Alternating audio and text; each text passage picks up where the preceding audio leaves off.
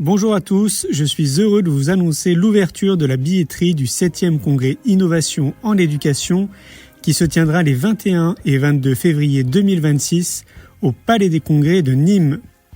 10 conférences, 40 exposants, 16 ateliers participatifs et plus de 650 personnes qui viennent de la France entière. J'ai hâte de vous retrouver les amis, à tout bientôt. Je n'ai pas envie d'appliquer sur l'enfant une méthode ou une croyance ou une vision de l'éducation. Ce qui m'intéresse, c'est comment nourrir les besoins de l'enfant. Tout le monde remarque que les élèves qui refusent d'apprendre à l'école apprennent plein de choses en dehors de l'école. Pour moi, c'est vraiment une attitude de l'adulte, un regard vis-à-vis de l'enfance qui change. Pour moi, l'école de la vie, c'est l'école des rêves, c'est l'école qui permet de réaliser ses rêves. Bienvenue sur le podcast Innovation en éducation. Je m'appelle Julien Perron, je suis à l'initiative du Festival pour l'école de la vie et du Congrès Innovation en éducation à Paris et à Montpellier. Voilà maintenant plus de 8 ans que je mets beaucoup d'énergie autour de l'éducation, convaincu que tout part de là. À travers ce podcast, vous allez découvrir de nombreux professionnels qui se mobilisent pour accompagner les parents, les enfants et les enseignants. Je vous souhaite un merveilleux voyage sur la route de l'éducation positive. On va commencer avec vous, Jacques. Bonjour. Jacques ? Oui, prenez le micro, je vous en prie. Oh. Il va nous trancher. Oui. Super, ça fonctionne. On se calme. Demain matin, on sera au taquet. Jacques, vous êtes philosophe, auteur, et vous avez été recteur. Oui, pour le titre, j'ai été d'abord instituteur et ensuite proviseur et maintenant en Suisse. Je précise que je suis suisse et que j'ai dirigé on s'appelle chez une fois un gymnase. Donc, ça n'avait rien à voir avec comme ça, des gymnastiques. C'est comme collège, lycée chez vous, d'environ 1500 élèves, un peu plus, et 150 professeurs. Mais c'est pas à ce titre que je suis là ce matin, je suis plutôt là comme fondateur, il y a maintenant un rencontre du Vie Recherche sur le yoga dans l'éducation et l'impact que la méditation et le yoga peuvent avoir aussi au cours du développement justement des technologies numériques à l'école. C'est un sujet qui m'intéresse et je suis en train de finaliser un livre là-dessus qui va paraître au mois de février. Oh, c'est super. Bah, c'est presque une exclue alors. Voilà. Vous l'avez pas encore trop annoncé ça, puisque ouais, c'est super. On passe le micro à Mathilde et ensuite on va développer un petit peu ces aspects-là. Mathilde, merci d'être avec nous. Merci beaucoup. Mathilde, vous êtes éducatrice de jeunes enfants et la question du numérique, ça occupe vraiment vos journées. Exactement, oui. Je développe en fait des actions de parentalité autour de cette thématique depuis quelques années, avec l'objectif d'avoir un regard positif et surtout concret sur l'utilisation des écrans à la maison, avec une approche un peu déculpabilisante, puisque c'est un sujet qui cristallise beaucoup de peur. Et je pense on va beaucoup en parler ce matin. Et voilà, mon objectif à moi, c'est de reprendre les choses à plat et de discuter concret, pratique. Qu'est-ce qu'on fait une fois que oui, on accepte d'allumer de l'écran devant son enfant? Qu'est-ce qu'on lui choisit comme contenu de qualité? Parce qu'il y en a des contenus qui vont être bénéfiques aussi pour le développement de l'enfant et mettre en valeur des usages qui vont être positifs. Et voilà, mon approche à moi, c'est de dire que pendant qu'on fait ça, on est aussi en train de prévenir des usages qui vont être proprement adaptés. Ça, c'est des modules d'intervention que vous avez développés dans le milieu scolaire? Non, vraiment d'action parentalité. C'est-à-dire, alors je fais partie d'un réseau qui s'appelle le réseau de la Sœur Église, un réseau national. On prend un certain nombre d'intervenants spécialistes avec les questions du numérique, des journalistes, des psychologues, spécialistes du jeu vidéo, par exemple. Et il y a toute une partie à la Sœur Église qui s'appelle la Tabletus, qui est une démarche d'accompagnement donc à la parentalité numérique où on essaie de donner les bons réflexes, faire changer les bonnes habitudes. Voilà. Donc le discours qu'on essaye d'avoir avec les parents et donc j'interviens principalement en médiathèque, en milieu scolaire, mais avec les parents, dans des associations de parents. Voilà, c'est les centres de loisirs également. Et puis c'est ça. Comme vous avez touché un mot, forcément, on va y revenir, c'est la question de la culpabilité quand on est parents sur ce sujet. C'est compliqué. On passe d'abord le micro à Leslie. Leslie Coutrin, bonjour. Bonjour. Merci à vous également d'être avec nous. Leslie, vous avez été actrice. Vous êtes réalisatrice. Entrepreneur, vous êtes pas casquette. La génération slash, comme beaucoup de jeunes, ce sera un petit peu compliqué de se décrire, je pense, dans 10 ans, mais c'est ça qui est bien. Oui, j'étais actrice, je suis passée derrière la caméra, et mon lien avec le digital, en fait, c'est que je me suis rendu compte que ma carrière avait été choisie parce que j'étais complètement programmée par la société, conditionnée, et les réseaux sociaux, je me suis, au fur et à mesure de la vingtaine, ont pris une place énorme dans ma vie et m'ont enfermée dans ces classes que je m'étais créées et cette vision du succès, du rêve que j'avais. Et du coup, j'ai intervenu sur le sujet lors d'un TEDx et j'ai eu des centaines de témoignages de personnes qui témoignaient en fait de leurs difficultés à vivre avec le digital chaque jour et de trouver un équilibre. Et en faisant des recherches, je me suis rendu compte que non seulement maintenant avec les tablettes, les smartphones, ça donne une place énorme dans nos vies privées, mais en plus, on va devoir aussi, au niveau éducatif, les amener dans les écoles. Donc, c'est l'équilibre, où sont les limites? La question peut-être pas pour peut-être, mais plutôt comment c'est quoi. Donc voilà. Quand vous ça va pas être un débat très violent, non, je pense qu'on devrait être assez. On va pas se battre. C'est d'accord. Quand je vous écoute, ça me fait tout de suite penser à cette série, comment ça s'appelle cette série où le personnage au début il note, ça vous dit rien ça? Non, il y en a pas mal où maintenant il commence à parler de Black Mirror. Ouais, c'est ça. Voilà, cet épisode de Black Mirror de la saison 2 là qui est bluffant. On est exactement là-dessus.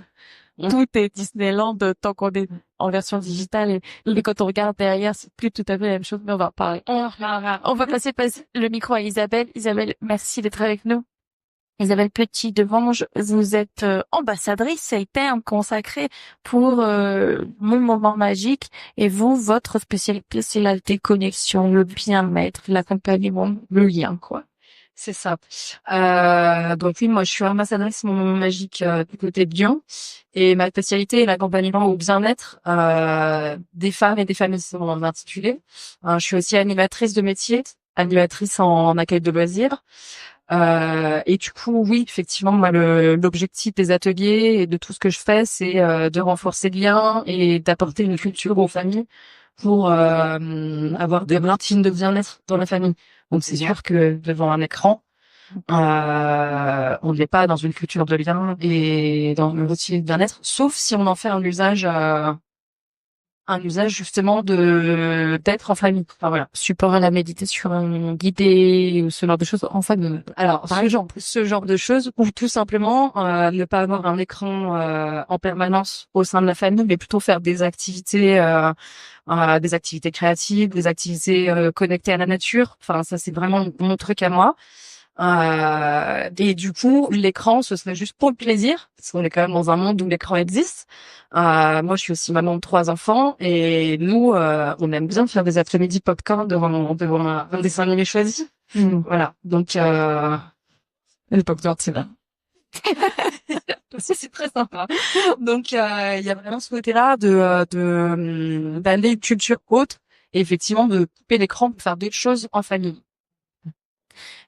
C'était hier matin sur France Inter, je sais pas si vous avez entendu une émission. Vous l'avez écouté? Ouais, et là, quand on écoute ça, vous avez parlé de culpabilité. On a un auteur qui me dit, moi, j'ai recoupé des centaines d'études qui ont été menées au cours des dernières années. Et oui, l'usage de l'écran pour les jeunes enfants est nocif. On en fait quoi de ça quand on est parent? Vous voulez répondre, Mathilde? Oui, c'est évidemment très très compliqué. De toute façon, c'est compliqué d'être parent et c'est en tout cas dans mes interventions, c'est par là que je commence.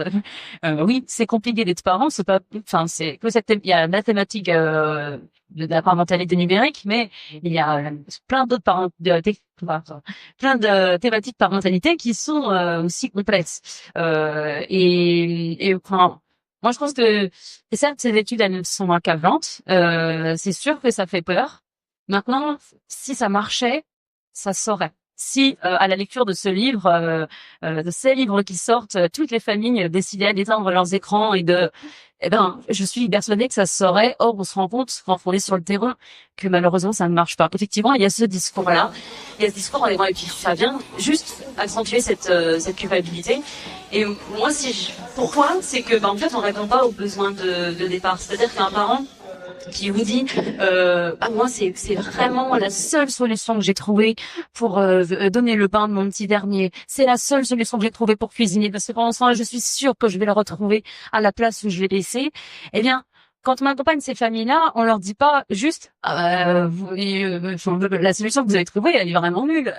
On leur dit mais c'est quoi le besoin qui s'exprime à ce moment-là? Et effectivement, il y a toute la confiance qu'on met à l'enfant, il y a tous les espaces de la maison qui sont peut-être à repenser, parce que forcément, si on a mis l'écran de la télévision en bas et que le bain est en haut, le fait aussi il y a beaucoup de choses autour du jeu de l'enfant, il y a beaucoup de méconnaissances, les parents, que je rencontre, ils ont l'impression qu'il faut acheter toujours le dernier jeu à la mode, que pour justement être un bon parent, il faut être à la page.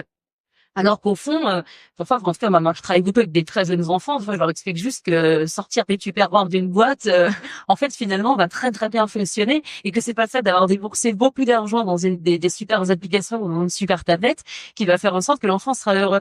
Et alors, en fait, c'est de revenir sur moi, j'ai l'impression qu'il faut plus revenir sur le quotidien, sur qu'est-ce qui fait que oui, l'écran est devenu aussi c'est aussi simple que ce soit la solution facile, et pour tenter de trouver d'autres alternatives. Et quand il n'y en a pas, si on n'en trouve pas, parce que c'est trop difficile, parce que la situation fait que, qu'est-ce qu'on met? Qu'est-ce qu'on choisit de montrer à l'enfant? C'est pas grave. Juste avant de revenir sur comment on l'utilise, si on y arrive pour comment on l'utilise, juste avant, de manière très concrète, je suis parent, je suis démunie par rapport à sa demande permanente. Tu disais certains ça, je lui dis ok, tu fais pas ça, ok, je te fais confiance parce que tu sais aussi ce qui est bon pour toi.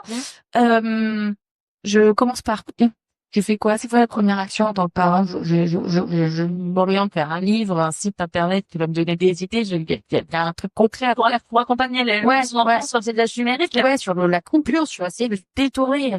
Je commence par où? Parce qu'en fait, moi-même, en tant qu'adulte, en tant qu'individu, je me suis détournée de plein d'usages. Parce que dès que j'ai besoin de quelque chose, attends, j'ai une appli.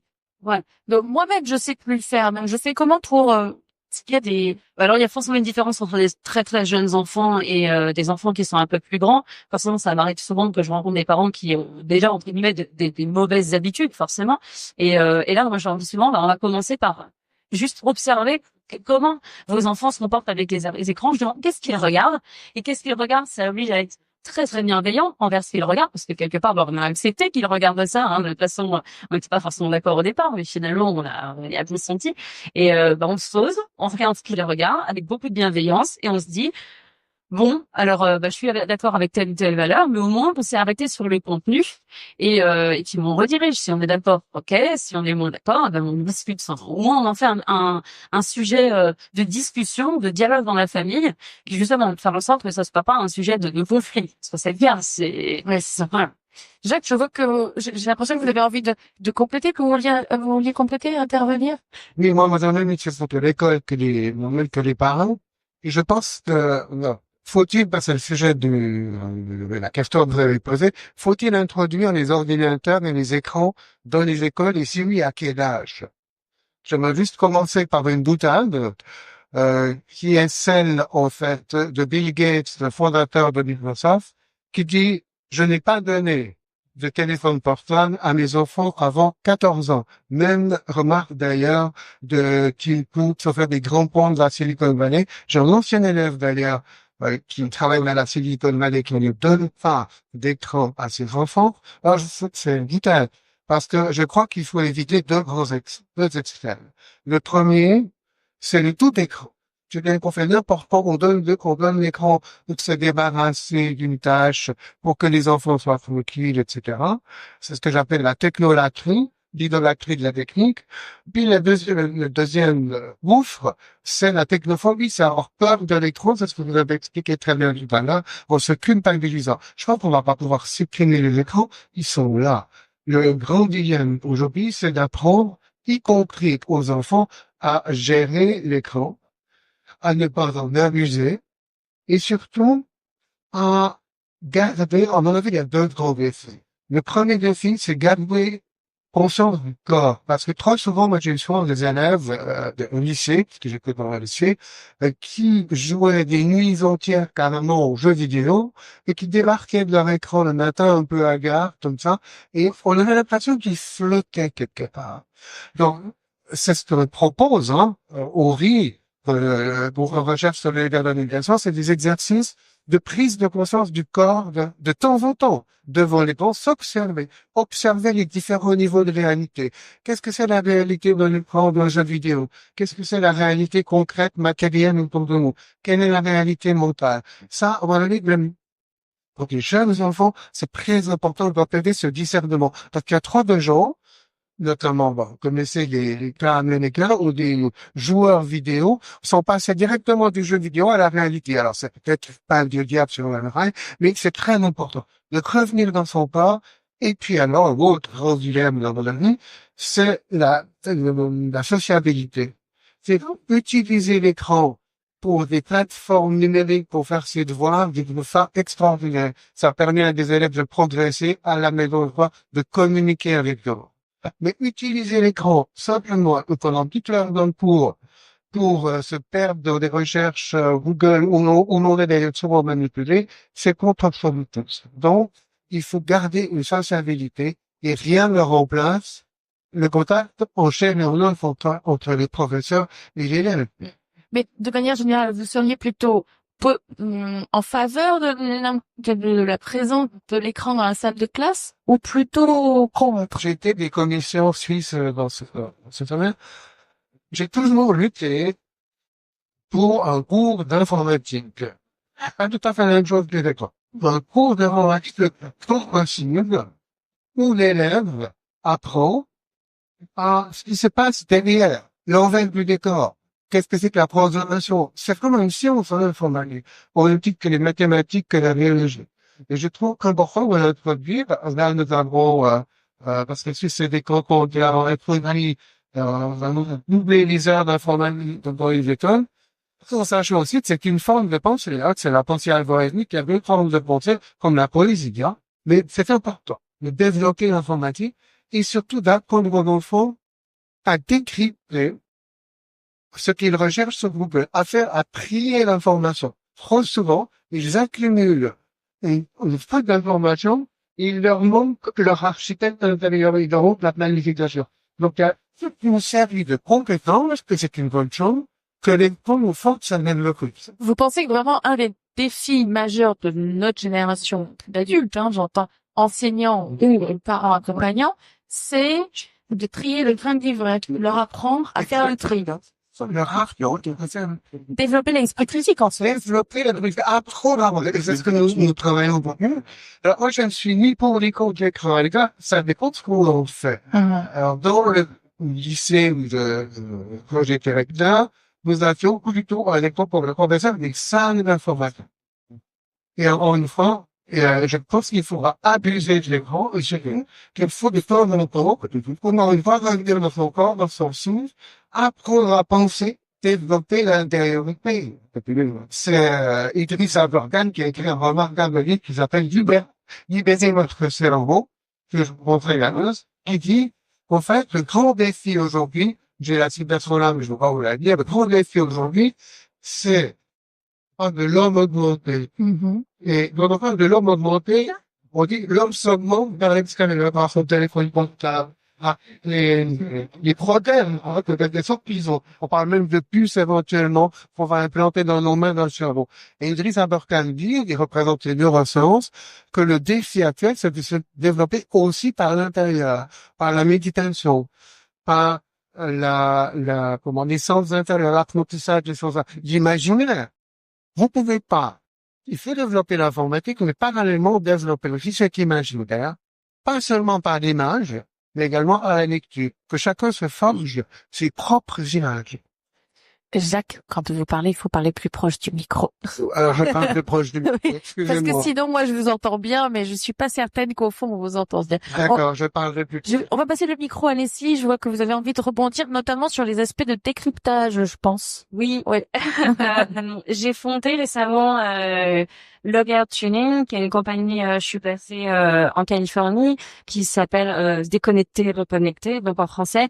Et le but, c'est de sensibiliser sur l'influence et l'impact du digital, des réseaux sociaux et des GAFA sur nos personnalités, sur la société, à long terme sur l'environnement. Et quand on parle de Google, c'est un exemple type. Par exemple, moi, je trouve Google d'un côté incroyable. Bon, utilisons Ecosia, c'est quand même on plante des arbres au passage. Mais ces modes de recherche sont incroyables parce que ça nous donne accès à des milliers, des millions de connaissances. Le problème, comme la façon dont Google est programmé, c'est des algorithmes nous coincent et nous bloquent dans des echo chambers, comme on dit aux États-Unis. C'est des espèces de boîtes à penser. Donc, Les schémas de pensée, ouais. Voilà, un élève, on va prendre 3 élèves qui se retrouvent à l'école à devoir faire un devoir, je sais pas, sur les oliviers, l'huile d'olive.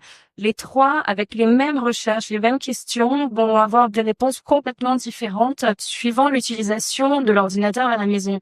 Il suffit que les parents soient, je sais pas, d'extrême gauche ou d'extrême droite ou à fond digital ou par exemple dans la permaculture, l'enfant va se retrouver avec des réponses différentes. Et du coup, sa pensée dans sa découverte va être formatée via ces recherches Google. Et c'est là où il y a un danger. Antérieure, hein. Des recherches antérieures. Et c'est là où on se retrouve dans une situation où même des outils qui en fait devraient nous rapprocher et nous donner un accès à la connaissance est en fait limité dans le sens où ça va nous confirmer un schéma de pensée qui a déjà été programmé en nous, soit par les parents, soit par le milieu et l'environnement dans lequel on évolue. Ce qui peut être très dangereux. L'éducation indirecte est la plus proche, ouais. Exactement. Donc en fait, on est même avec des outils comme ça, on se retrouve dans une inégalité et aussi un danger suivant l'environnement dans lequel l'enfant évolue. Si le parent malheureusement est violent et est en train de se faire prendre par une secte, je ne sais pas, l'enfant va du coup tomber sur des sites qui va l'amener à ça et qui va confirmer le modèle de pensée du parent. Mathilde, vous vouliez rebondir? Oui, d'où l'importance d'avoir une réponse à ont-ils leur place dans les écoles? Oui, pour le coup, puisque justement l'école, elle a toute sa place, elle a en principe cette neutralité-là, pour justement apporter un regard et éduquer à l'éducation aux images, à l'éducation aux médias, et c'est ça, pour le coup, c'est le rôle de l'éducateur, c'est le rôle de l'enseignant d'intervenir sur ces questions-là, au même titre que les parents, enfin même titre que n'importe quel adulte, après, il gravite autour de la vie d'un enfant, et ça, c'est des questions clés. Je pense que c'est très très important qu'il y ait un écran ou pas dans l'école, parce qu'au fond, en fait, c'est pas forcément le fait d'être sur écran qui nous permet de développer l'esprit critique. Hein. Un livre peut très bien le faire. Enfin, travailler sur un livre on peut très bien développer son esprit critique. Donc voilà, c'est vraiment ces missions-là sur lesquelles, oui, c'est important d'intervenir et que on se sente tous pertinents et légitimes pour intervenir sur ces questions-là. Ne pas supprimer la présence de l'outil digital, mais l'accompagner, si je comprends bien. Voilà. Isabelle, vous vouliez rebondir sur les aspects de recentrage, de développer l'intérieur, se concentrer sur soi, le rôle de la méditation. Ouais, c'est ça. C'est bon? Je vous en prie, on vous en prie. Oui, je voulais rebondir sur ce que disait Jacques par rapport au fait que c'est bien enfin, moi, j'ai pas de point de vue non plus sur est-ce que les ordinateurs, les écrans ont leur place dans les écoles ou pas. C'est une question que je me pose en tant que parent plus que en tant que professionnel d'ailleurs. Oui, je pense que c'est des formidables outils qui apportent énormément. Moi, j'ai pris le temps d'échanger avec la maîtresse de mon grand, qui a 9 ans, qui est en CM1, avant de venir. Et elle me disait, donc, on est dans une école où il n'y a pas encore ils ont pas encore d'écran dans l'école. Et du coup, elle me disait, on est arriéré, toutes les écoles du secteur, elles ont ça, on a encore le tableau noir, etc. Et elle m'expliquait en quoi c'est très, très utile pour faciliter la transmission des connaissances, pour faire des exposés, pour amener, par exemple, sur une éducation à au sens artistique, pouvoir amener tout un tas de choses que les enfants puissent visualiser. Donc, immédiatement, on parle de l'objet en architecture et on va aller voir différentes représentations dans le monde, dans l'histoire. Voilà. Donc oui, c'est hyper utile et c'est je pense que c'est aujourd'hui on est dans un monde où on a des outils à portée de main, ce serait dommage de s'en priver.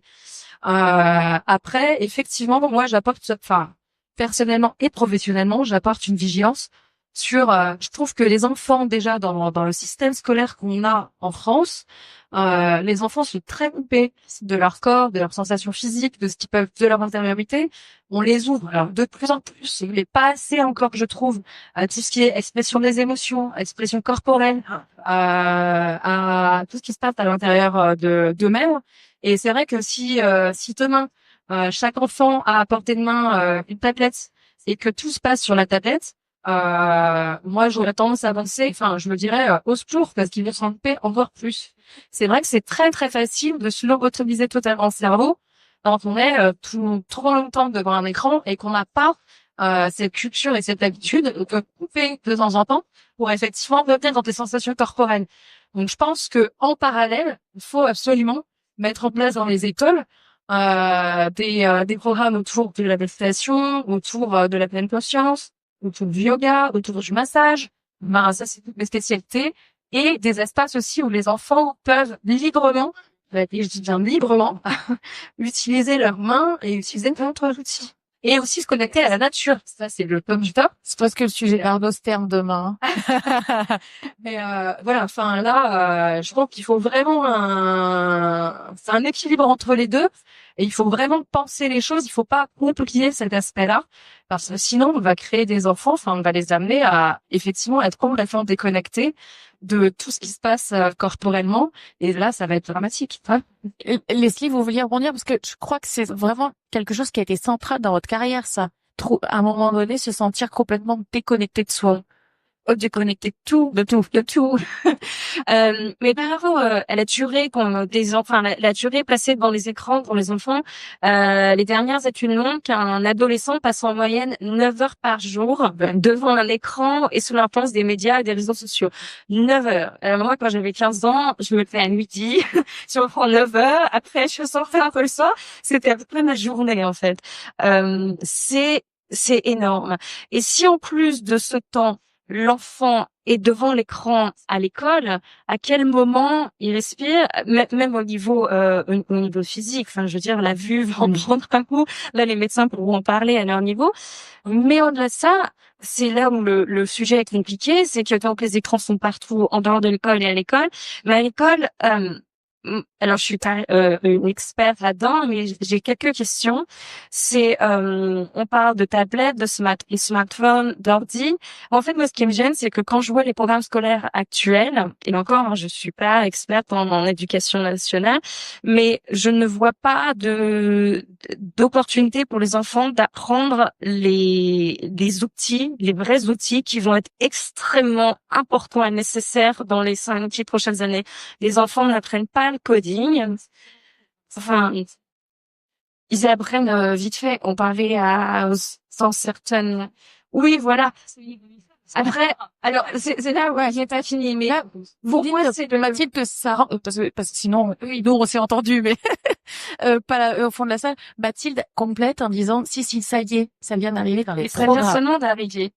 Et je trouve qu'il y a un énorme, et les enseignants ne le savent pas, mais au-delà du coding, il y a aussi plein de programmes qui sont nécessaires. Et je le vois avec ma génération, où on n'est plus dans la génération où on choisissait un métier ou deux, on se retrouvait 30 ans de carrière, où on allait on avait un taf, et puis après on choisissait de changer de carrière, on faisait un petit détour, mais ça restait dans la même branche, dans le même thème. Maintenant, on se retrouve, on a 30 ans, on a déjà fait 10 carrières, on a habité dans 5 pays, et on a eu 3 divorces. C'est un exemple, j'exagère.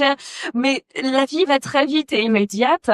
Et dans le milieu du travail, c'est pareil, on a besoin d'utiliser des outils surtout avec les réseaux sociaux, le digital qui est extrêmement présent, des outils comme des programmes pour faire du montage, il y a énormément de programmes informatiques qui ne sont pas vraiment introduits dans le programme scolaire et qui en plus sont très intuitifs et très faciles d'utilisation, mais qui pourraient permettre aux jeunes, même à 17 ans, en fait, de de lancer leur entreprise. Ah, complètement. Aujourd'hui, à 13 ans, ils expliquent des trucs qui nous semblent absurdes. Nous, on dit non, mais il faut utiliser Photoshop. Non, mais ça n'existe plus, Photoshop.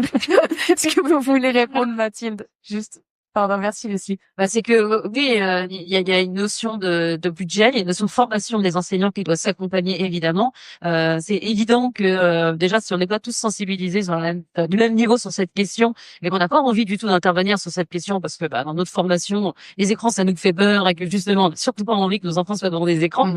C'est pas en fait la meilleure personne tout de suite maintenant pour expliquer le fonctionnement des réseaux sociaux. Ça, je suis d'accord. Donc il faut quand même qu'il y ait du budget alloué des formations. Des enseignants. Ça, c'est toujours la grande question. Comment forme-t-on nos enseignants? C'est ça, c'était, je pense qu'il y a une vraie question. Ah, mais c'est une vraie question. Je sais aussi que les enseignants ont la possibilité de s'appuyer sur des réseaux d'intervenants qui sont formés et qui le font. Donc là, pour le coup, ça existe. Donc quand on ne sait pas le faire, on peut aussi aller chercher un petit peu pour si on ne sait pas le faire et qu'on ne veut pas le faire. Il y a d'autres personnes qui le feront et le font très bien, je pense. Voilà. En tout cas, c'est en train de changer, c'est en train de se faire. C'est sûr que maintenant il faut que ça suive, il faut que les budgets soient, faut que ça suive au niveau des budgets, il faut que ça suive au niveau de la formation des enseignants, mais c'est en train de se faire. On sent que la volonté politique est là, en tout cas. Elle est là. Déjà ça. Ça fait depuis quelques années, une petite dizaine d'années qu'on est déjà sur cette mouvance-là et cette pensée-là. Là, dans les derniers programmes que j'ai pu lire, c'est sur tous les enseignements, c'est-à-dire ils invitent les enseignants à utiliser les outils numériques sur l'ensemble des enseignements. Donc voilà, c'est tout en justement en faisant ça, en donnant des repères. C'est une façon de donner des repères et une façon d'accompagner au bon usage du numérique. Jacques, vous vouliez en dire? Oui, juste 3 choses. Vous m'entendez cette fois-ci? Oui, très bien. Alors, tout dépend de ce qu'on va faire du numérique, évidemment, les deux. Je donnerai 3 exemples. L'apprentissage de l'écriture. C'est une question que je pose. Est-ce que on va apprendre aux enfants dès l'âge de 3-4 ans à écrire uniquement en tapant sur le clavier? C'est ce qu'ont proposé certains États américains, par exemple le Nouveau-Mexique, mais qui sont très vite revenus en arrière. Pourquoi? Parce que le fait d'apprendre à écrire seulement, je dis pas qu'il faut pas apprendre à taper sur un clavier, mais le fait d'apprendre seulement en tapant sur le clavier n'induit pas les mêmes mouvements de la main, vous le voyez directement, que celui qui apprend à écrire à la main, et donc n'induit pas le même développement cérébral. Et vous avez eu une levée de bouclier des neuroscientifiques américains qui ont dit, mais on ne peut pas apprendre à écrire seulement sur un clavier. Même Michel Serres, que vous connaissez, qui est décédé il y a quelques mois, qui était pourtant un ardent défenseur des nouvelles technologies, écrivait, traitait d'imbéciles ces gens qui ne veulent utiliser que le clavier dans l'apprentissage. Ça ne suffit pas. Il faut les deux. Ça, c'est la première chose. L'autre question, est-ce qu'on peut utiliser les jeux vidéo dans l'apprentissage? Si oui, à quel âge? Alors, les jeux vidéo dans l'apprentissage, nous avons des expériences en Suisse, y compris en mathématiques, mais à condition, encore une fois, que ces jeux vidéo soient vraiment bien préparés, ciblés pour les programmes, et surtout, qui ne remplacent pas le face-à-face avec le professeur. Ça peut être des moments d'apprentissage. J'ai eu des expériences qui ont été faites chez nous dans le canton de Vaud. Par exemple, encore une fois, une scène historique revivre. Si on a un bon jeu vidéo qui nous fait revivre une scène de la Révolution française de manière active, parce que on apprend qu'on n'est pas actif, et dans le jeu vidéo on est actif, pourquoi pas? Mais à la condition, encore une fois, qu'il est aussi oui, que ce soit un complément de l'enseignant. Un complément de l'enseignant. Et Dieu sait si on peut être critique de ces jeux vidéo, mais là, ils peuvent avoir une utilité. Donc, tout est une question de dosage et surtout, mais vous l'avez dit à un moment, de la préparation des enseignants. On va passer, vous voulez, Isabelle, compléter? Et après, on va passer à la session des questions-réponses. Oui, et aujourd'hui, on a aussi tout un panel d'enseignants qui sont pas du tout ceux qui ne sortent pas. Alors, je crois, tu m'arrêteras si je comprends, mais je crois que dans les formations aujourd'hui, les enseignants ont, vous leur apportent un petit minimum par rapport à ça dans leur cursus. Mais les enseignants qui sont déjà en place depuis un certain nombre d'années, ils ont pas du tout ça, donc ils sont désarmés, ils savent pas comment utiliser ça. Moi, je reviens sur l'enseignante de mon fils. J'ai échangé avec elle et elle me disait, mais elle m'a montré des livres. Donc il y avait tout un tas d'exercices sur la géométrie, etc. Donc pour apprendre justement un peu, pour faire une sensibilisation au codage, etc. Et elle me disait, moi ça me parle pas, je sais pas faire. Déjà j'ai pas les outils dans la classe parce qu'on n'est pas équipé. Et moi à mon niveau, je sais pas comment faire. Donc je vais pas faire ça. Donc voilà, forcément il y a une volonté de l'introduire, mais pour le moment il y a pas, ça suffit pas encore tout à fait. Voilà. Et par rapport au développement cérébral de l'enfant, oui, moi je pense que quand même il faut pas perdre de vue que on n'est pas des machines, quoi. Donc il faut faire attention à la manière dont on va utiliser les écrans.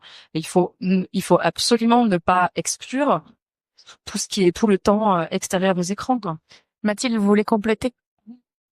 Enfin, bon, moi, c'est pour parler tout à l'heure, vous avez parlé des devoirs à l'école, et moi, je n'étais pas forcément des devoirs à la maison, pardon, on pouvait utiliser les écrans. Voilà. Moi, j'étais pour le coup, pas vraiment d'accord. Je voulais juste réagir là-dessus, parce que justement, quand on parlait tout à l'heure de temps global, passer devant un écran pour un enfant, si à l'école déjà il y passe beaucoup de temps, moi, je serais plutôt l'artisan d'un écran qui à l'école soit utilisé justement avec l'enseignant, ce soit donc l'outil éducatif choisi par l'enseignant pour un savoir donné. Donc il y a un début, il y a une fin de l'utilisation de cet écran. Encore une fois, l'idée, c'est pas de mettre, on met on l'écran au début de la session de cours et on l'éteint vraiment à la fin de la journée. C'est de se le définir comme un temps limité qui correspond aussi à l'âge de l'enfant, parce que j'espère que forcément un enseignant qui enseigne en maternelle, un enseignant qui enseigne au lycée ne va pas utiliser l'écran de la même façon et sur les mêmes durées, parce que forcément ça n'a pas les mêmes impacts. Et moi je pensais que justement, là, je pense qu'en France à ça, je pense à une auteure qui s'appelle Elena Pasquinelli, qui est une chercheuse en sciences cognitives, qui dit que justement, sur les devoirs à la maison, justement, peut-être définir ensemble que une fois que l'enfant rentre à la maison, eh bien, c'est peut-être justement le moment de déconnecter et que c'est peut-être le moment justement de se retrouver avec ses parents et d'avoir d'autres manières que d'être encore une fois sur un écran. Je dis ça parce que les parents, quand ils discutent avec eux dans les conférences, me disent toujours, mais c'est complètement paradoxal. On reçoit des messages paradoxaux. On nous dit chez nous les écrans c'est particulièrement mauvais, mais à l'école on nous demande et on nous équipe parfois d'écrans et puis on me demande moi d'aller voir les notes sur internet, on demande à mon enfant de remplir d'aller chercher d'être sur internet pour aller faire des recherches, ce qui fait que l'enfant quand il se retrouve avec son nouvel ordinateur et ben à la maison après avoir passé une journée encore une fois parce que dans les écrans, et ben qu'est-ce qu'il fait? Alors forcément on lui en veut presque parce que il a envie de digresser, il a envie d'aller sur les réseaux sociaux, il a envie de parce que forcément un support un smartphone ou un ordinateur c'est l'ouverture sur plein de choses. C'est très bien qu'un jeune et un enfant, si on lui donne ça, il va avoir envie d'aller checker l'ensemble de ses réseaux sociaux. Et là, c'est, selon moi, demander beaucoup trop à un cerveau d'enfant et un cerveau d'adolescent de lui dire, gère-toi, gère-toi. Enfin, t'as pas besoin. Tu vas devoir continuer tes devoirs. T'as déjà passé une journée de cours, mais en plus de ça, tu vas devoir te restreindre.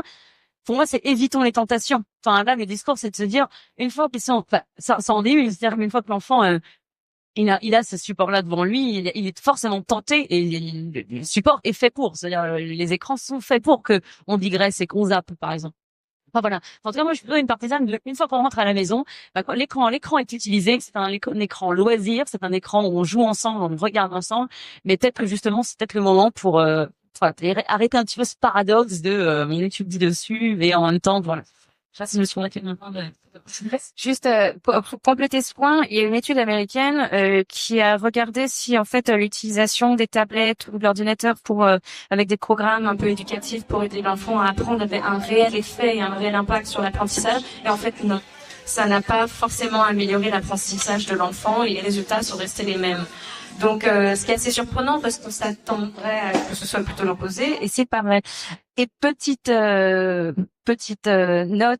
sur le côté, Steve Jobs, quand il a sorti l'iPad en conférence, on lui a demandé et qu'est-ce que vos enfants en pensent? Et il a dit je ne mets pas ça dans les mains des enfants. Il est absolument interdit de les utiliser à la maison. Et les gens dans la Silicon Valley, donc moi j'habite en Californie, j'en connais pas mal, beaucoup ont mis leurs enfants dans une école qui n'a pas Internet. Voilà, pour la petite anecdote. Donc, C'est ce que disait Jacques tout à l'heure, hein. C'est ce que disait Jacques tout à l'heure en parlant de Steve Jobs. Je voulais juste réagir. Quand je disais que l'écran peut être un excellent moyen de partager du savoir, je pensais par exemple à la préparation du bac. Évidemment, vous n'êtes pas à l'école maternelle, mais lorsque vous avez un certain nombre de questions de bac, alors, bien sûr, il est encore mieux de se rencontrer physiquement dans des salles de classe, mais parfois c'est pas possible. Donc, créer une plateforme et travailler ensemble, je parle pas de donner des devoirs sur Internet, mais de communiquer par Skype, par exemple, ou par d'autres méthodes, où l'un explique la matière de mathématiques, par exemple, à un autre. Je trouve que c'est un plus. Et c'est pas, et là, il s'agit pas de manipulation électorale, il s'agit de communication. Alors, évidemment, ouais, il faut se donner une discipline de ne pas zapper, vers d'autres univers, d'autres cybermondes, etc. Mais, moi, j'ai vécu cette expérience-là, donc, c'est préparation de vague, où il y en a qui se fait, au dehors des classes, sur écran, parce que j'avais des élèves qui habitaient à des distances assez grandes, et alors là, je plaide pour les archives. On va passer aux questions-réponses, parce que sinon on va jamais avoir la question de la salle, hein. Première question, vous vouliez poser une question?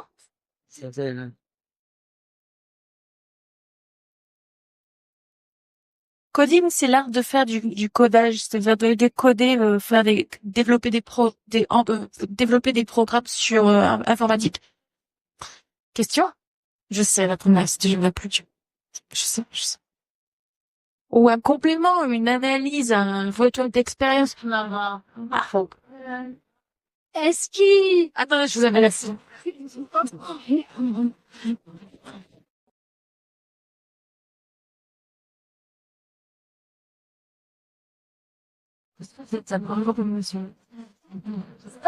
Est-ce qu'il existe un outil qui permettrait aux parents de contrôler ce qui se passe sur le téléphone de leurs enfants? Oui, si oui, comment en faire l'usage et quelles en sont les limites? Alors, moi, j'ai envie de vous dire, oui, il en existe. Je peux vous donner une référence qui s'appelle par exemple le parent dans les parages. Je fais pas de la publicité, mais c'est pas forcément. Ce sont des programmes qui ont une version graphique qui sont aussi payantes si on choisit de continuer. Maintenant, je reste persuadée que le meilleur, c'est vous. Enfin, le meilleur, on va dire, contrôle parental, c'est vous. Et que moi, je suis pas forcément. Je n'invite pas forcément les parents à être à mettre des contrôles parentaux, mais plutôt à développer au maximum le lien de confiance avec leurs enfants. C'est un vrai travail. Ça demande beaucoup plus de travail que de mettre un contrôle parental, c'est sûr. Mais au fond, c'est du travail qui va payer sur la suite. Parce que l'objectif, c'est évidemment d'avoir un lien suffisamment de confiance avec son enfant pour que il puisse développer son autonomie numérique, voilà, à long terme. Une autre question? Je voulais juste rajouter, chez moi, on a installé une règle où de temps en temps on laisse le portable, les tablettes, où on coupe tout. Et ça, je trouve c'est quelque chose d'un peu ludique et familial à peut-être mettre en place, où c'est le moment pour la famille. Et même si tout d'un coup on s'ennuie, on n'a rien à se dire, tant mieux, parce que l'ennui aussi est le meilleur déclencheur de l'imagination. Donc ça peut être quelque chose de ludique. Alors là, tu parles du panier à l'écran, on appelle ça comme ça, et ça marche très très bien, et notamment parce qu'en fait tout le monde joue. Voilà. C'est ça. C'est aussi un exercice autant pour les parents, pour les enfants, et les enfants jubilent de voir leurs parents aussi galérer qu'eux. Ah oui. Et rien que pour ça vaut le coup d'être mis en place. Ça c'est vrai. Voire plus, c'est souvent les parents qui galèrent plus que les enfants. Alors, dernier aspect, c'est de ne pas utiliser l'écran juste avant de s'endormir. On a pu montrer, je crois que tout le monde sera d'accord là-dessus, parce que la lumière bleue de l'écran excite et empêche l'endormissement. Donc, ça c'est une règle, je pense, que tous les parents devraient mettre pour leurs enfants et pour eux-mêmes. Et je devrais faire aussi pour moi-même. Moi, je voulais intervenir en disant que je suis une ancienne directrice d'école maternelle et je rejoignais ce que disait madame. Je suis retraitée, bien entendu, et j'ai pas du tout travailler sur écran avec mes petits bouts. J'étais directrice, j'avais une classe de français, mais je faisais beaucoup travailler le corps. la place du corps dans l'apprentissage. Vous cherchiez comment tout à l'heure, et là, j'appelais ça le corps dans l'apprentissage. On me demandait d'intervenir partout. Et j'ai participé au RI avec Jacques et Michel Flack à Paris. Et j'ai beaucoup introduit le yoga au niveau, alors, comme il disait, en tant que périscolaire. Alors, j'avais une classe, j'avais la direction, et je faisais du périscolaire pour recevoir une classe. En plus de tout le travail de danse, d'expression corporelle que vous disiez tout à l'heure. Et il y a eu un mémoire qui est déposé d'ailleurs à l'Académie de Lyon. Et à la fin, il y a des expressions des enfants pour travailler les points de la maternelle et en primaire. Et qui disait, le mémoire finit comme ça. Christiane, je m'appelle Christiane. Christiane m'a appris à m'imaginer. Donc, à travers le cœur, je pense que c'est important, qui est la relation au prof et qui est la relation à l'humain, qui soit toujours présent. Malgré tout ce qui est technologie dans notre société, il faut qu'il y ait le rapport à l'humain du prof, le rapport à l'humain des parents, le rapport à l'humain. Et tout à l'heure, Jacques parlait de l'écriture, de taper sur un clavier où sont venus au niveau santé, les neuroscientifiques ont dit qu'au niveau cérébral, c'était pas bon. C'est vrai que c'est pas bon, parce qu'il y a non seulement des écritures différentes et qui peuvent mener plus loin, peuvent mener à la créativité. On peut penser à la calligraphie, on peut penser à toutes ces choses, et c'est toujours dans ce swat de l'imaginaire où le corps a besoin à la fois de cet imaginaire, de cette intériorité, et pas seulement de cette technique. Moi, je suis partie au moment où on commençait à former les directeurs à la technologie. Voilà, je vais donner cette place du corps. N'oubliez jamais les parents, que ce soit à la maison ou dans les classes pour les enseignants, à la place du corps. La place du corps, que ce soit à travers la danse, à travers l'expression corporelle, à travers le théâtre, à travers le graphisme, à travers la calligraphie, à travers beaucoup de choses. Pas que de la technique, pas que le tapotage. C'est pas du vapotage, c'est du tapotage. Merci. Merci, Christiane. Merci à vous tous. Vous vouliez juste rajouter un mot, Isabelle, après on va clore cet échange. Oui, par rapport à l'intervention de madame, moi, je pense aussi que les écrans, c'est bien à un certain âge. Enfin, Jacques, il parlait des études supérieures, du bac, etc. Ça me paraît tout à fait judicieux à cet âge-là. Mais en maternelle, personnellement, j'en vois pas trop l'utilité. Enfin, voilà. Je pense que les enfants petits ont plus, effectivement, besoin de manipuler. Voilà. Oui. Ça aurait pu, hein, Marianne. Je voudrais vraiment finir sur une note positive en disant que ce sont des humains qui ont créé le numérique et que je nous invite, nous, en tant qu'éducateurs, à faire en sorte que nous créons des humains qui font un numérique positif et un numérique qui soit justement à taille humaine, et que c'est là où notre action elle a son sens, que justement en développant des notions d'empathie, de bienveillance, c'est ça, enfin, on va faire des humains qui vont peut-être créer un numérique voilà, positif et qui ont des valeurs plus que sur l'argent, sur le profit, et voilà. Le digital 3.0, c'est le digital en pleine conscience, et c'est à nous de le faire. Voilà. Mais en fait, excusez-moi, on va. Oui. Ah si, c'est ça. On a encore le temps, hein. Ça me semble, hein. C'est 11 heures.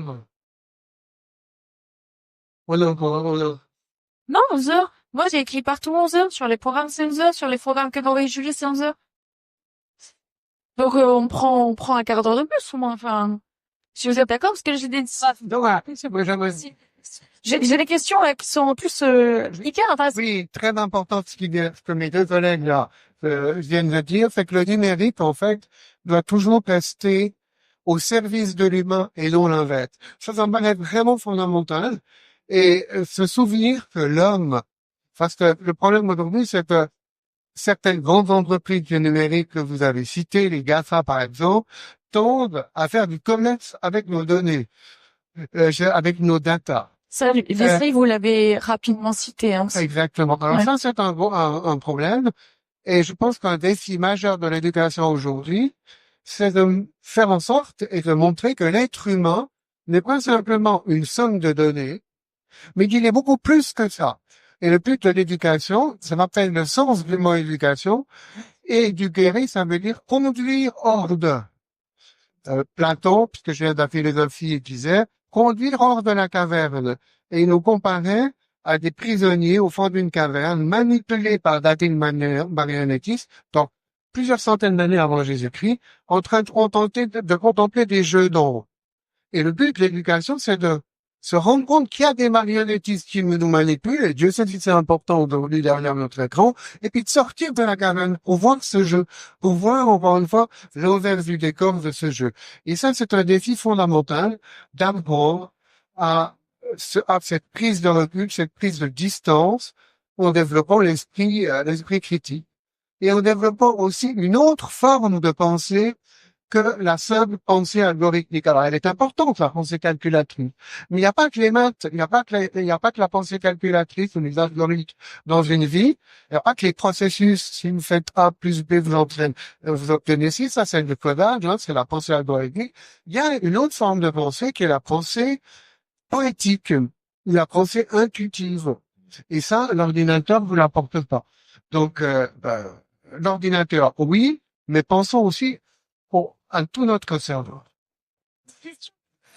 Oui, alors j'avais une petite question par rapport aux enfants qui sont diagnostiqués dyslexiques, dysgraphiques, tous les 10, et souvent l'école ou les professionnels de la santé proposent un outil, l'écran, l'ordinateur. Je voulais savoir quoi en penser, sachant qu'il y a des degrés de 10, quelque chose très variable.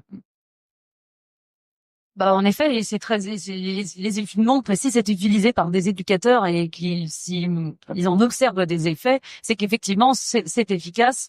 Voilà, encore une fois, avec, ce que permet le numérique, c'est la personnalisation des apprentissages. Du coup, c'est ça qui est intéressant dans ce genre de situation. Et donc oui pour des utilisations à ces fins-là, c'est tant est qu'effectivement, voilà, encore une fois, on n'est pas surexpose les enfants. C'est pas d'ex qu'ils se disent comme vous dites.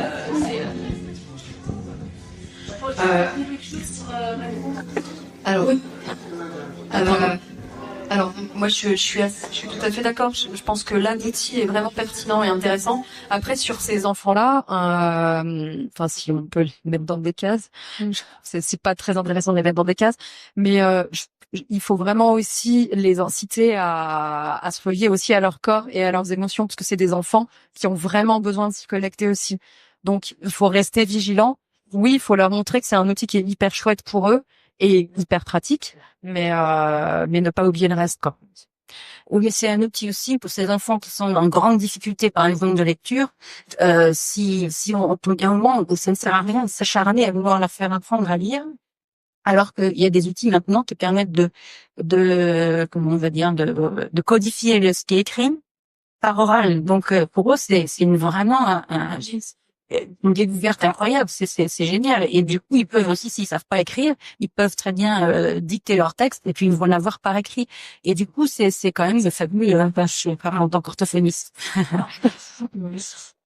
Merci. Vous vouliez poser une question, là? Ah, je croyais. Est-ce que vous voulez compléter? Il nous reste 5 minutes. Pas grave. Qu'est-ce qu'on peut? Je me fais fâcher toujours. Je me fais fâcher pour le micro. Est-ce que vous vouliez poser une autre question? Il en reste 5 minutes. Suivant mon clos, on sera en avance, même. Et après, on a failli être en retard. Maintenant, c'était un peu compliqué les oreilles. Vous vouliez ajouter quelque chose? Oh, je me fais fâcher. Non? Ah.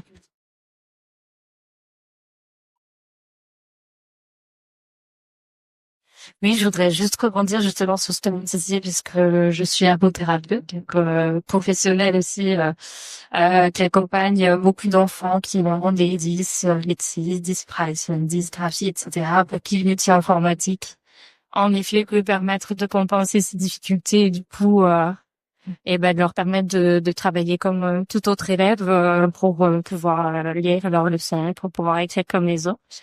Mais je voulais aussi faire une remarque, c'est que en fait souvent aussi on remarque que les enfants dysgraphiques beaucoup. J'ai l'impression que les enseignants n'ont plus forcément le temps d'enseigner tout ça. tout ce qui est la tenue du crayon, tout ce qui est la formation des lettres, etc. Et on en voit beaucoup qui, des années encore plus tard, on est obligé de compenser par autre chose parce qu'ils ont tellement appris pendant des années à mal tenir leur crayon, à mal former les lettres que ça devient très compliqué. Enfin, et j'ai l'impression que j'ai des témoignages d'enseignants qui me disent, on a des fois, on ne fait pas du tout le temps, du coup, en tout cas, pas assez de temps consacré à ça. Alors sur ce point-là, je pense qu'il faut pas non plus faire des généralités. Enfin, moi, j'ai eu l'opportunité de passer un mois dans une dans une classe de petite moyenne section où j'ai remplacé la scène et je sais que ma maîtresse était très très très attentive justement là-dessus, sur la tenue du crayon et tout. Et elle m'expliquait justement toute l'importance que ça a sur le développement de l'enfant et sur tout le développement, toute la suite de sa scolarité. Donc c'est peut-être pas une généralité, mais oui, peut-être. Ça dépend aussi peut-être des zones géographiques où on est, des effectifs qu'on a. Et voilà, toujours pareil, quoi. Oui, merci beaucoup pour votre intervention. Je vais et c'est vrai que l'écran en règle générale actuellement nous préoccupe beaucoup parce qu'on voit quelquefois les enfants sont tellement sur le téléphone, sur l'ordinateur, tout ça. Et je pense, comme on a dit au départ, toi aussi aux parents de gérer ça. Et quelquefois j'ai l'impression qu'il faut qu'on éduque les parents. Et que nous-mêmes, en tant qu'adultes, on était passés par cet objet, quoi. Mais d'un autre côté, on peut pas nier la modernisation en règle générale. On peut pas mettre en arrière, on dit voilà, moi je touche pas, etc. C'est pas possible. Alors ce que je voulais dire, c'était juste à comprendre qu'on a besoin, mais il y a un juste milieu. C'est-à-dire la modération en toute chose, quoi. C'est ça qu'on n'arrive pas encore à voir dans notre vie en règle générale, je dis. Mais bon, l'écran, je pense, ça me dépasse, les événements me dépassent. Mais c'est vrai que moi, je suis pour aussi quand on parle des enfants dyslexiques, j'en ai moi-même. Et j'ai vu qu'avec l'écran, dans les jeux déjà, ça l'a aidé à se concentrer, à aller un peu plus vers l'objectif. Et ça l'a aidé dans sa vie aussi. Alors, on peut pas dire, je veux pas ou je veux, mais il faut un juste milieu, quoi. Non, puis je réagis là-dessus parce que forcément, c'est comme c'est un sujet qui agite nos peurs et nos peurs de parents, notre culpabilisation parentale. Enfin, moi, je vous invite surtout, nous, éducateurs, en tout cas professionnels de l'enfance, si vous l'êtes, à regarder les choses dans leur contexte. Chaque situation familiale, chaque situation qui nous choque, c'est la pratique du non-jugement. C'est-à-dire, effectivement, vous êtes tous arrivés d'être au supermarché, de voir un enfant avec un smartphone dans la main, un bébé. C'est hyper choquant comme situation. Et pourtant, si on se met à la place de cette maman, par exemple, on peut essayer de comprendre qu'est-ce qui, à un moment donné, fait que cette maman, elle a trouvé cette solution-là, c'est celle-là. Alors, est-ce que c'est la peur du regard des autres? Alors, c'est parce qu'elle a peur que son enfant fasse une crise, par exemple. Alors, oui, il y a peut-être aussi un questionnement sur, plus large à donner. Moi, c'est pour ça que je vous invite vraiment à regarder dans un contexte. Souvent, on peut vraiment essayer de comprendre des situations familiales plus larges. Forcément, l'utilisation d'un enfant dans une famille qui va très mal, où il y a leurs parents se disputent, par exemple. Il y a plein de raisons qui font que peut-être à un moment donné l'écran vient répondre à un besoin et que malheureusement en tant que professionnel, on a ces autres sujets à traiter avant de juste dire à ce parent l'utilisation des écrans, ça va pas du tout là. Enfin, là, si on enlève l'écran, si vous voulez, dans une situation qui va mal, on arrange rien. Enfin, il y aurait eu autre chose, en fait. Voilà. Non, parce que la difficulté, c'est que on n'a pas une modèle. Quand il s'agit de aller prendre un bain, l'alimentation, on sait comment nos parents faisaient. Et même au sein du couple, on discute. Toi, ta mère, c'était comment? Moi, mes parents faisaient ça. Mes parents étaient séparés, donc chez ma mère, c'était comme ça. Chez mon père, c'était comme ça. On a un référentiel. En fait, nous, on a grandissant les outils numériques. Donc, nous-mêmes, aujourd'hui, en tant que parents, on est démunis parce qu'on n'a pas de modèle familial dans notre imaginaire, quoi. C'est très très très juste, effectivement, ça joue énormément. Et oui, comme vous disiez, chaque parent agit un peu dans la manière dont il a lui-même été éduqué. D'ailleurs, il choisit ou pas de reproduire ces méthodes éducatives, mais c'est déjà une référence. Il choisit ou pas de les reproduire. Et ça, c'est effectivement très très important. Et que mine de rien, on a beau même, enfin, les parents d'aujourd'hui avoir grandi avec le numérique, c'est pas pour ça qu'on comprend tout et que ça va demander, en tant que parent, d'aller chercher, en fait, hein, ce que vous disiez, d'enquêter un petit peu sur comment fonctionnent les GAFA, comment fonctionnent les outils numériques. Ça demande un vrai travail de parents. C'est compliqué. Et puis donc, faut accepter que pour certains parents, ça soit trop compliqué de faire ce travail-là. Voilà. Et moi, je lisais hier soir en préparant le débat. Je lisais aussi qu'il y a pas mal de parents qui ont, ça c'est une thématique parentale qui revient régulièrement, la gestion de la frustration des enfants et notamment des tout petits.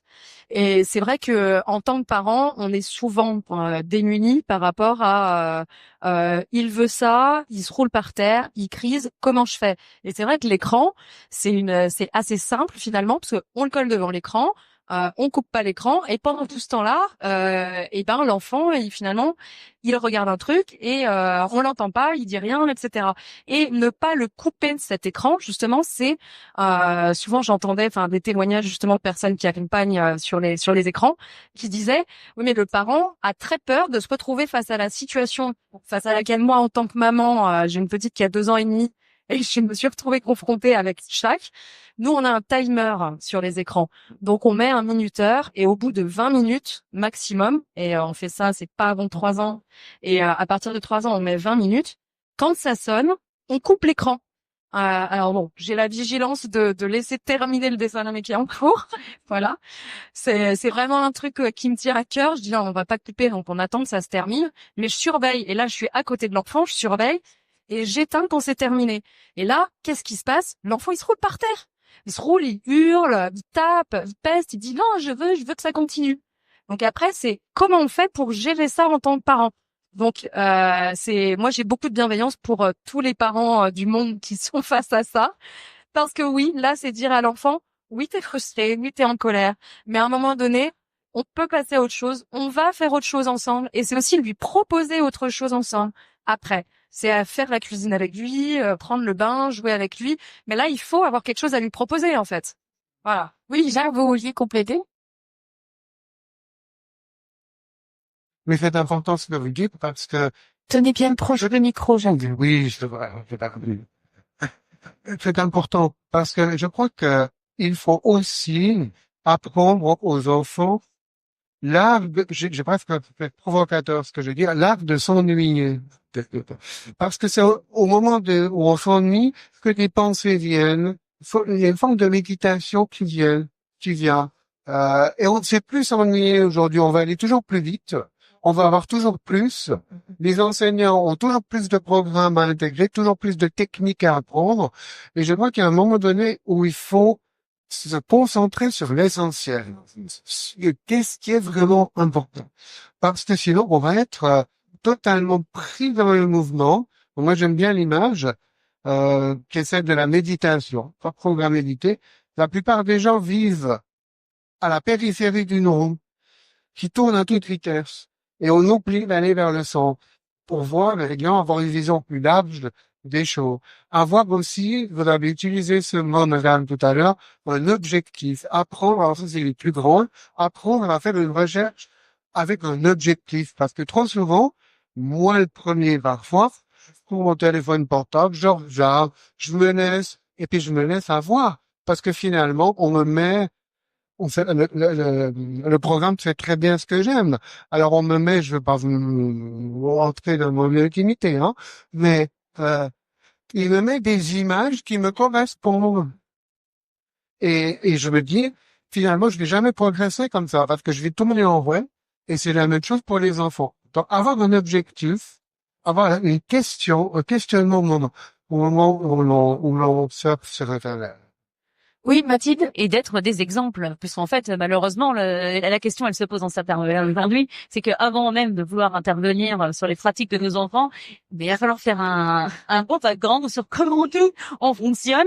Quand vous parliez d'ennui, en fait, les enfants ne savent pas s'ennuyer, mais alors nous, Alors là, je veux dire, c'est presque pire. Et c'est le meilleur exemple. Si des enfants nous voient nous ennuyer, qu'ils voient que dès qu'ils voient qu'on s'ennuie, notre réflexe à nous, c'est de prendre le téléphone.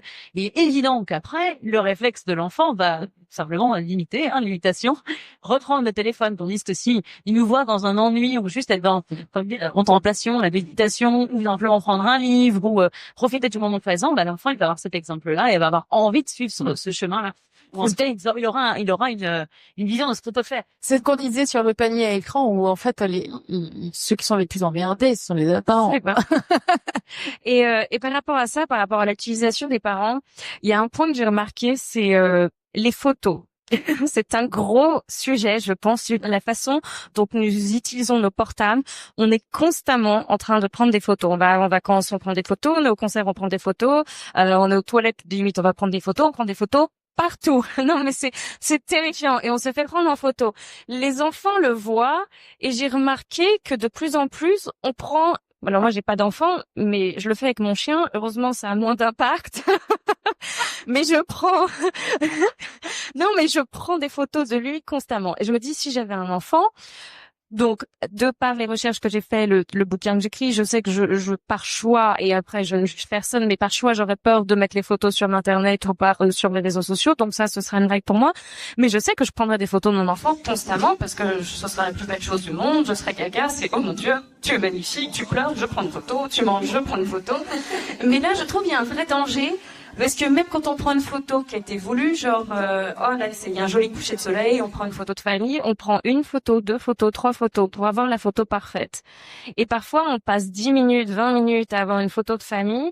Et je pense qu'inconsciemment, on apprend à l'enfant que pour être, il y a une certaine quête de la perfection dans ces photos qui, je pense, ont un effet très néfaste sur le regard qu'on a sur nous-mêmes.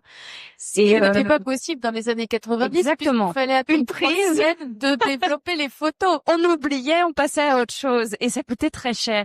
Et je pense que le rapport qu'on a à la photo modifie aussi la perception qu'on a de soi et surtout les enfants, le regard qu'ils ont sur eux et sur la comparaison et le jugement. Ouais, ça, on et le voit la confiance en soi. Au collège, c'est un truc de dingue. Surtout qu'ils utilisent avec Snapchat. Et puis des réseaux sociaux que nous, on ne connaît même pas, quoi. Et on met en scène nos vies au lieu de la vivre. Donc voilà, il y a beaucoup de choses à dire sur le sujet. La mise en scène de son existence. Moi, je m'adresse beaucoup à la question du consentement de l'enfant, en tout cas sur les questions du droit à l'image. Moi aussi, j'ai fait ce choix en ayant un enfant de ne pas le mettre sur les réseaux sociaux ou en tout cas de le mettre sur Internet, notamment parce que ma fille n'est pour l'instant pas en mesure de me dire non maman, je ne suis pas d'accord pour que tu me prennes en photo, en tout cas tu la publies dans telle ou telle situation. Et je pense que c'est important en tant que parent, mais surtout aussi en tant que professionnel, parce qu'en fait, je fais exactement la même chose dans notre cercle professionnel. On prend des photos et parfois on oublie. En fait, peut-être que il y a des enfants qui ont envie de se faire prendre en photo, en tout cas, comme dire, bien envie de au moins discuter de comment elle va être diffusée. Et ça, quand on parle d'éducation aux images, c'est très important de discuter autour de ça en disant, on a pris une photo, maintenant, est-ce que vous consentez tout ça, est-ce qu'elle vous plaît? Est-ce qu'on la publie? Oui, non. Si elle te plaît pas, s'il y en a un qui dit non, c'est non. Enfin, c'est aussi montrer que l'enfant, il a un droit de regard, il a un droit de dire non, il a le droit de dire que ça lui plaît pas et qu'il a pas envie, en tout cas. Et ça, je pense, c'est important quand on parle des droits de l'enfant, qu'on puisse lui donner au moins cette liberté-là. Et par rapport aux data, qui est très compliqué à comprendre. Par exemple, le fait de laisser une trace, tout ce qui est sur Internet une fois, le reste à vie, est utilisé par des entreprises pour nous vendre des produits. Et c'est très important de comprendre ça parce que l'enfant, en fait, chaque personne a un profil qui va être étudié, géré, regardé, contrôlé. Et c'est ce qui s'est passé avec les élections avec Trump aux États-Unis, c'est ce qui s'est passé, c'est pour ça que le Brexit aussi est passé, c'est que chaque individu, chaque citoyen, chaque enfant devient un profil qui va être influençable pour des fins politiques et économiques. Et l'air de rien, quand on dit que notre enfant était à tel festival ou même nous qu'on était à tel endroit, qu'on n'est pas bien, on est bien, voilà, tout est décrypté et tout est utilisé pour et contre nous. Et je pense que l'utilisation des téléphones, même si on ne se connecte pas aux réseaux sociaux, va avoir une grosse influence et aussi au niveau de la démocratie. C'est un autre sujet, mais c'est très important d'essayer de s'y intéresser. Voilà. Je vais vous poser un petit jeu juste avant de passer à la fin. Parce que là, on parle beaucoup des droits de l'enfant. Est-ce qu'on pourrait pas leur poser la question s'il n'y a pas un ado dans la salle qui À qui on va poser la question, faut-il mettre des écrans ou pas à l'école, au collège? Je veux pas répondre. Non, elle est trop gênée, elle veut pas répondre. Faut-il mettre des écrans au collège? Elle veut pas répondre, elle est trop timide, elle va pas lui donner la parole. Là-bas, il n'y avait pas une jeune fille? Avec vous? Puis la réponse sera peut-être différente sur Elle est un partie. ordinateur, une tablette. Non, c'est intéressant parce que Ce qu'on n'a pas du tout parlé pour l'instant, c'est la question des équipements personnels à l'intérieur des établissements scolaires. C'est Il y vrai. a encore une autre, ça c'est encore une autre problématique. Voilà, là pour l'instant, c'est encore une autre problématique. Alors aujourd'hui, c'est interdit, hein, c'est carrément été mis sous décret. Mais enfin voilà, il y a une vraie, il y a aussi problématique de est-ce qu'on autorise, est-ce qu'on n'autorise pas, comment, est-ce qu'on se renseigne. Voilà. C'est intéressant, c'est la bonne question. Et puis dans nos cours d'informatique en Suisse, on propose, il y a tout un volet dans les programmes, j'entre pas dans les détails maintenant, on n'a pas le temps, comment maîtriser son image numérique. Il y a des règles précises. J'en parlerai dimanche, mais c'est très important. Apprendre aux enfants et aux adultes aussi. Comment maîtriser son image numérique. Parce que la plupart des jeunes ne savent pas. Ils lancent, comme vous l'attendez, ils lancent n'importe quoi sur Internet et ils peuvent se faire manipuler, ils peuvent se faire, ils savent pas où ça va. Oui, je veux bien répondre à la question. Non, je voulais pas sentir. Je voulais bien répondre à la question, faut-il mettre des écrans au collège? Je vais faire part d'un témoignage. J'ai une amie américaine qui habite aux États-Unis. Enfin, c'est une famille franco-américaine, mais la maman est américaine. Et des ados, qui ont vécu longtemps en France sont maintenant aux États-Unis. Et il y a 3 ans, elle m'a dit, les élèves doivent utiliser leur portable en classe. C'est-à-dire que les profs leur donner des exercices à faire, des choses à faire sur leur portable pendant les autres de classe. Donc c'était évident qu'ils étaient obligés d'avoir un portable. Ça fait juste partie comme un manuel scolaire, comme un crayon, comme un stylo, c'était tout à fait normal. Ça c'était il y a 3 ans qu'elle m'a raconté ça. Et cet été, qu'est-ce qu'elle m'a raconté? Dans le même établissement, les portables étaient strictement interdits à l'entrée du collège. Donc voilà le revirement de situation actuel aux États-Unis. Et alors, que comprend l'enfant et l'adolescent? C'est une incohérence telle que, enfin, moi, je suis adolescente et quand j'étais adolescente, j'étais un petit peu rebelle, si ce n'est que ça a un peu changé. Oui. Je me dirais, mais qu'est-ce que c'est que ces adultes qui savent pas ce qu'ils veulent, quoi? Je veux dire, des fois c'est bon, des fois c'est pas bon. Bon, bah alors, qu'est-ce que je suis censée faire? Enfin, pour le coup, là, c'est vrai que c'est assez incohérent. Et là, d'où le manque de mesure. Enfin, il y a un manque de mesure et d'équilibre il est vraiment important que l'adulte se mette au clair lui-même, avant de faire quoi que ce soit. Ouais, mais je pense qu'on est une génération, puis ça dépend de quelle génération on parle. Mais moi, quand j'ai grandi, l'ordinateur est juste arrivé. Enfin, il y avait le Minitel. Moi, j'ai connu le Minitel, et puis après, il y a eu les ordinateurs. Et on avait un ordinateur pour toute la famille. Et aujourd'hui, il y a un ordinateur par membre de la famille et un smartphone par membre de la famille. Donc, c'est vrai que on est dans un autre monde. Et les enfants, dès l'âge de 2 ans et demi, ils savent mieux que nous utiliser. Enfin. Moi, je suis juste hallucinée. Hein. Ma petite de 2 ans et demi, elle fait des choses intuitivement que moi, je ne fais pas. Enfin, voilà.